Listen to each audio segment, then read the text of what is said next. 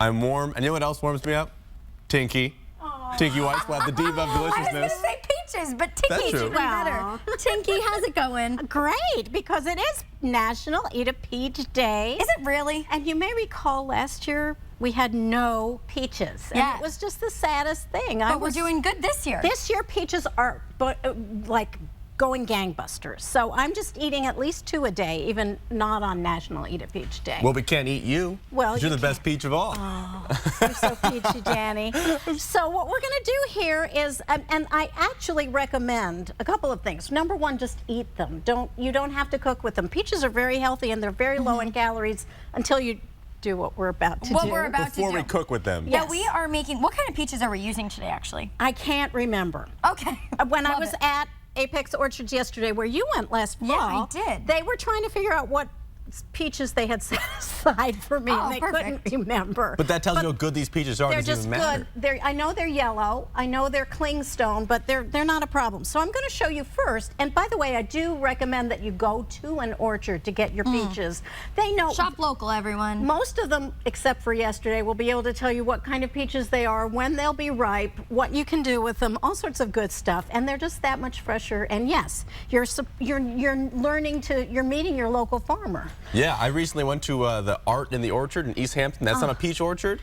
Great time. So many good peaches are available right now in local Mass. Is what it's all about. Now, we're making a Chipotle We are, but first I'm going to show you how to peel a peach. There are a couple of different ways to do it.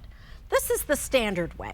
You take a peach and it should be reasonably ripe. If it's super ripe, you don't want to do this or you'll have a cooked peach.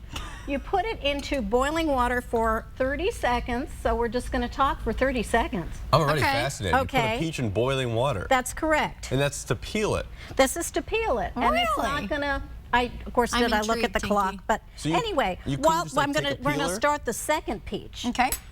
So this is an easier method in a way, but you get a little less skin. We're almost there on that one anyway. How ripe are these peaches right now? These are medium ripe, which is perfect. You don't want them like soft, soft, soft, soft, soft. But you do want them, I think that's pretty good. I think it's been 30 seconds. After your 30 seconds, you fish it out with a slotted spoon, and you pop it into ice water. From boiling water to ice water? And then it comes off like magic. Oh, wow, that's fabulous. Yes. Can you eat the skin? You can absolutely eat the skin, but for something like this, the Chipotle sauce that we're about to make, you really want the skins off because they'll kind of get in the way of the texture. For what we're making later, shortcake, I sometimes keep the skins on. Okay, so what I do here is that I cut the peach like around its equator. So there are the poles. Yep. There's the equator. I twist. Okay.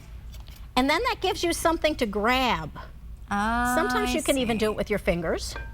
So how come you're peeling them in 2 different ways right now? Just to show you different ways. If you're scared of the boiling water or if it's too hot to boil water, sometimes it is. Now we have about 2 minutes left. Okay, let's make our sauce. So anyway, chop, chop, chop. Let's just throw those in there. Okay, so I have here peaches, sugar, lemon juice. Peaches, as you probably know, tend to turn color a little if exposed to the air for a long time, so the lemon juice delays that a little bit. Actually, I'm wrong. I didn't put in the lemon juice. Okay, then when it gets a little bit soft, which we're pretending it already is, we add our lemon juice, we add a little more sugar, we add our chipotle. So this is 1 large chipotle in adobo. Now, I have chopped up messily. Some people are going to naturally be worried about how spicy this is just because you say Chipotle. It's not super spicy. You can make it now. If you want it spicy, I'd put in a second Chipotle. Okay. And then I always put a little bit of the sauce in. Then you stir this, and you cook it until it depends. You can really cook it to whatever variety you want. What we have at the moment is kind of a sauce, truly a sauce.